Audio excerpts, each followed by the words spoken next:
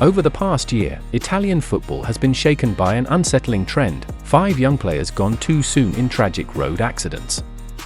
It's a statistic that's as heartbreaking as it is alarming. The sport that's built on passion, teamwork, and dreams has instead been forced to bury too many of its rising stars before they even reached their peak. And today, we're talking about another devastating blow that has left fans, teammates, and the entire football community in deep mourning. This isn't just a story about a crash, it's about a troubling pattern that's casting a dark shadow over the game in Italy.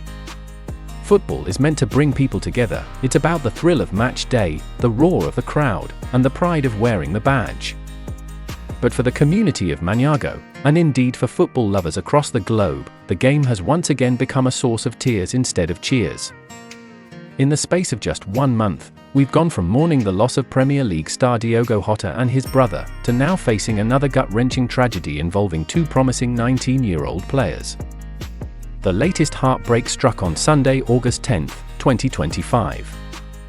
2 young footballers, Danilo and Fabio Rosa, both just 19 years old and playing for ASD Calcio Maniago Vajont, a team in Italy's 6th-tier Promotion League, were killed in a horrific tunnel crash.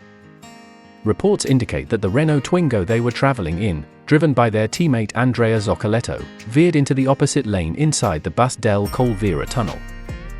It collided head-on with a Volkswagen Tiguan, and the impact was so severe it caused part of the tunnel wall to collapse. Danilo and Fabio died instantly.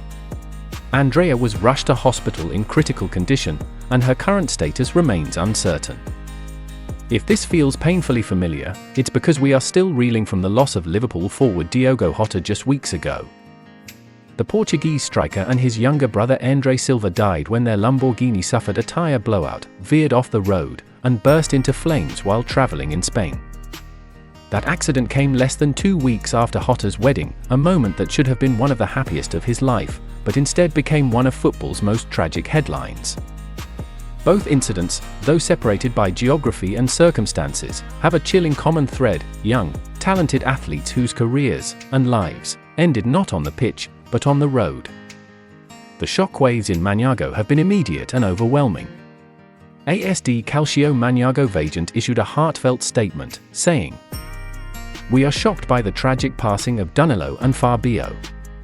We are close to their families and loved ones at this time for this unimaginable loss, and we will continue to provide them with our full support." The club has suspended all sporting activities until further notice. Training sessions, friendly matches, and even youth programs have been paused, not just out of respect, but because the entire community needs time to grieve. Local fans have been leaving flowers and team scarves outside the club's training ground. Social media is flooded with tributes, pictures of the boys smiling after matches, and heartfelt messages from teammates who called them brothers. Even rival clubs in the Promotion League have joined in, posting condolences and organizing moments of silence before matches. It's a reminder that football, for all its rivalries, is ultimately one big family. These repeated tragedies are forcing a painful conversation, one that goes beyond sport. We're talking about road safety, travel conditions for young athletes, and the urgent need for better preventive measures. For Italian football, this is more than a bad year, it's a wake-up call. The country is famous for producing legends of the game, but it's losing too many young talents before they ever get a chance to become household names. And while no safety measure can erase tragedy entirely, conversations are already starting about stricter travel protocols for teams, especially for lower-tier clubs where resources are limited.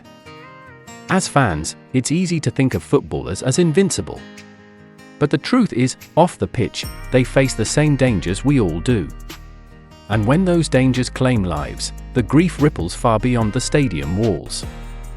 Now, I want to hear from you. How should football clubs, especially smaller ones, address the issue of player safety off the pitch? Should there be stricter travel rules? More investment in safe transport?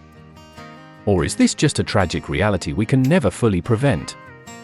Drop your thoughts in the comments below, and if you want to dive deeper into this topic, check out my previous video where I break down the Diogo Jota tragedy and what it reveals about the risks players face away from the game. Make sure you like, subscribe, and turn on the bell so you don't miss updates on this story and others shaping the world of sports. Because in moments like this, staying informed isn't just about following the game, it's about understanding the lives behind it.